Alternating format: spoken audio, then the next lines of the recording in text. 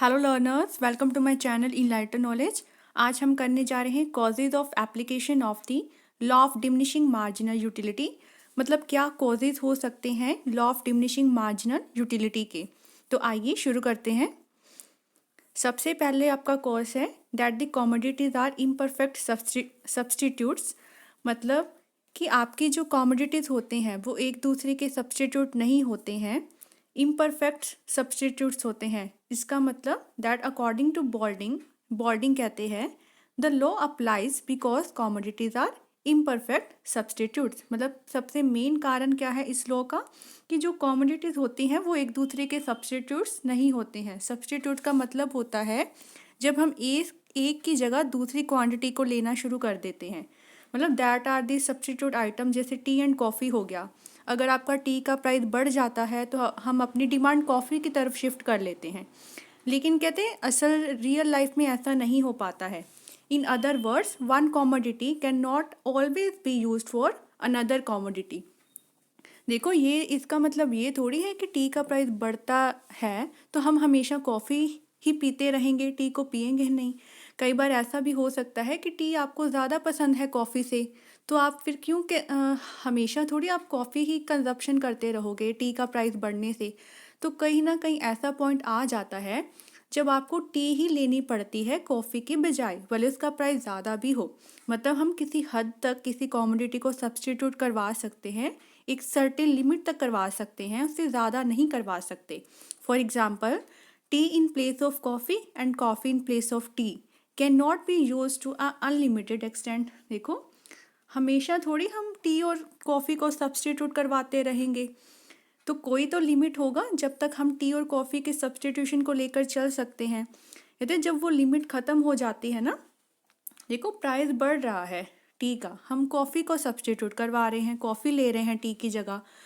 तो इसका ज़रूरी यही मतलब थोड़ी है कि हम अनलिमिटेड तक हम कॉफ़ी ही पीते रहेंगे, टी को लेंगे ही नहीं।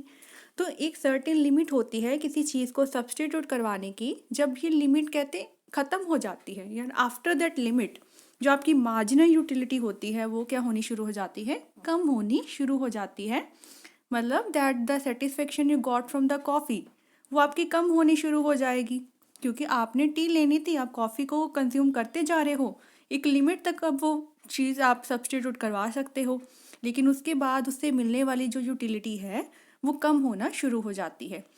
इसी वजह से use of variable quantity of commodity with the fixed quantity of commodity, हमेशा इसका यही मतलब होता है जब हम किसी चीज़ को कांस्टेंट रखते हैं और साथ में एक वेरिएबल फैक्टर लेते जाते हैं, उसकी कंजप्शन करवाते रहते हैं, तो मिलने वाली जो यूटिलिटी होती है वो एक पॉइंट आने के बाद क्या है, कम होना शुरू हो जाती है। ये देखो टी है यहाँ पर और ये आपका कॉफ़ी है। तो क्या होगा कि अगर हम लोग टी का प्राइस बढ़ता है, पहले 1 यूनिट लिया टी का प्राइस बढ़ता है, हम टी को क्या है फिक्स रखते हैं, 1 यूनिट ही रखते हैं, लेकिन कॉफ़ी को हम लोग बढ़ाते जा रहे हैं, ये कॉफ़ी के यूनिट्स को बढ़ाते जा रहे हैं। लेकिन जो मार्जिनल यूटिलिटी जब हम ढूंढेंगे तो पहले वाली कॉफ़ी लेने से तो आपको चलो ज़्यादा मिल जाएगी, सेकंड वाले से वैसे वैसे क्या होता जाएगा, आपकी जो मार्जिनल यूटिलिटी है ना, जो सेटिस्फेक्शन मिल रही है वो कम होती जा रही है, क्योंकि एक फैक्टर तो आप फिक्स है और दूसरा वेरिएबल फैक्टर है। यही कॉज होता है कि आपका law of diminishing marginal utility यहाँ पे एप्लीकेबल माना जाता है। तो सबसे पहले ये पहला कॉज रहा है आपका इम्परफेक्ट सब्सटीट्यूट आइटम्स का, क्योंकि रियल लाइफ में कभी भी ऐसे आइटम्स नहीं होते जो पूरी तरह से आप लोग सब्सटीट्यूट करवा सकते हो। Next is stability of particular bonds. Stability होता है अबिलिटी ऑफ द सेटिस्फेक्शन, मतलब कितनी आपको सेटिस्फेक्शन मिल रही है, किस पॉइंट तक मिल रही है। Another cause of this application is that there is hardly any particular want which cannot be fully satisfied. कहते हमारी पूरी लाइफ में बहुत ऐसी कम चीज़ें होंगी जिससे हमें सेटिस्फेक्शन पूरी नहीं मिलती है। मतलब कहने का मतलब ये है कुछ ना कुछ पॉइंट तक आकर आप उस चीज़ से पूरी तरह सेटिस्फाई हो जाते हो। फॉर एग्ज़ाम्पल, हम अगर टी का ही एग्ज़ाम्पल लें तो आप लोग पहला कप लिया, दूसरा लिया, तीसरा लिया, तो कोई तो ऐसा पॉइंट होगा जब आप रुक जाओगे टी को लेना, आपका सैचुरेशन पॉइंट आ जाता है जब आप कहते हो नहीं बस, कि मेरा पेट भर गया या पूरी तरह से मैं सेटिस्फाइड हूँ, इससे ज़्यादा टी मैं नहीं पी सकता हूँ, मतलब इससे ज़्यादा कॉन्टिन्यूस कंजप्शन में अब नहीं कर सकता हूँ। तो आपकी पूरी लाइफ में कहते हैं आप ऐसी चीज़ होती हैं जिसमें आप पूरी तरह से सेटिस्फाइड हो जाते हो। Having reach the point of satiety, मतलब सेचुरेशन पॉइंट जब आप लोग पहुँच जाते हो, तो अगर उससे ज़्यादा, अब देखो टी की एग्जांपल अगर मैंने ली है, 1 कप और लेते हो तो क्या होगा, टोटल यूटिलिटी में तो कोई इंक्रीज नहीं आएगा, ठीक है। उससे मार्जिनल यूटिलिटी क्या हो जाती है, ज़ीरो। हमने एक चीज़ की थी पीछे, जब आपकी टोटल यूटिलिटी मैक्सिमम हो जाती है तो वहाँ पे मार्जिनल यूटिलिटी ज़ीरो हो जाती है, क्योंकि 4th कप अगर मैंने टी का लिया वो मुझे 20 की यूटिलिटी दे रहा था, ये टोटल यूटिलिटी है। 5th लिया तब भी 20 की ही मिली, मतलब कोई इंक्रीज नहीं आई मेरी यूटिलिटी में। तो मार्जिनल यूटिलिटी कैसे ढूंढते थे, इसमें से ये माइनस करके, तो आपका ये आंसर आ जाता था ज़ीरो। इसका मतलब वो यही बताना चाह रहे हैं, जब आप सैचुरेशन पॉइंट तक पहुंच जाते हो तो वहाँ पे आपकी मार्जिनल यूटिलिटी ज़ीरो हो जाती है। दस before arriving at the point of saturation, कहते हैं लेकिन इस पॉइंट तक पहुंचने से पहले क्या होता है, टोटल यूटिलिटी बढ़ती तो है लेकिन बहुत कम रेट पे, मतलब धीरे धीरे बढ़ती है, ज़्यादा नहीं। इसीलिए सैचुरेशन पॉइंट में कोई भी इंक्रीज नहीं आ पाता है, क्योंकि आपसे उस यूटिलिटी जो मिल रही है वो क्या होना शुरू हो जाती है, कम होना शुरू हो जाती है।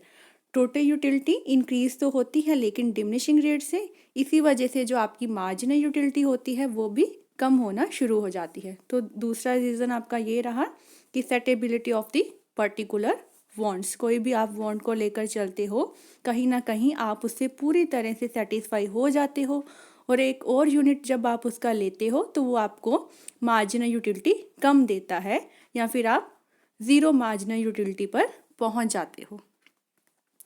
नेक्स्ट है अल्टरनेटिव यूजेस।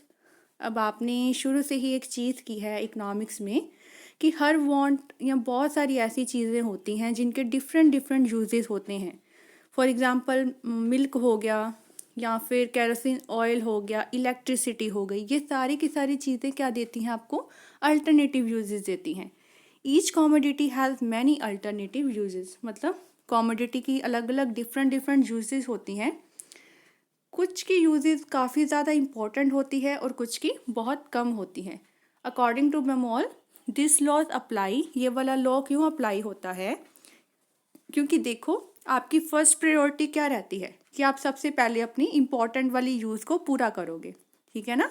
अगर मेरी इम्पॉर्टेंट वाली यूज़ मिल्क है, जैसे मिल्क के बहुत सारे काम होते हैं, मिल्क के अल्टरनेटिव यूजेस होते हैं, तो सबसे पहले कहते हैं आप लोग मिल्क का उस तरीके से इस्तेमाल करोगे सबसे इम्पॉर्टेंट चीज़ को लेकर, ठीक है। अगर मैं बहुत कम क्वांटिटी देखो मिल्क की ले रही हूँ तो मैं उसका इस्तेमाल वहीं पे करूँगी जहाँ पे मुझे सबसे ज़्यादा, जो मेरी फर्स्ट प्रायोरिटी होगा। It will be use for feeding the infant only, मतलब आप बच्चे को दूध पिलाना ज़्यादा पसंद करोगे क्योंकि वो सबसे इम्पॉर्टेंट काम है आपका, ठीक है। मिल्क अगर आपको थोड़ी ही क्वांटिटी में मिल रहा है, लेकिन कहते if we have large quantity of milk, आपके पास बहुत ज़्यादा मिल्क है, ठीक है ना, तो आप अपने क्या करोगे, इन्फेंट को दूध पिलाने के बाद आप मिल्क का डिफरेंट डिफरेंट पर्पस में यूज़ करना शुरू कर दोगे। और ये डिफरेंट पर्पस कौन से हैं, जो क्या है, जिनके कम यूजेस थे ना। पहले आपका सबसे इम्पॉर्टेंट यूज़ था कि इन्फेंट को फीड करना, बच्चे को दूध पिलाना। उसके बाद आप सोचते हो कि अगर दूध बच गया या बहुत ज़्यादा है दूध आपके पास, उसको दूध पिलाने के बाद क्या होगा कि आप उसका कर्ड बना लोगे, ठीक है, या फिर कोई मिठाई वगैरह में यूज़ कर लोगे, स्वीट्स में दूध का इस्तेमाल कर लोगे।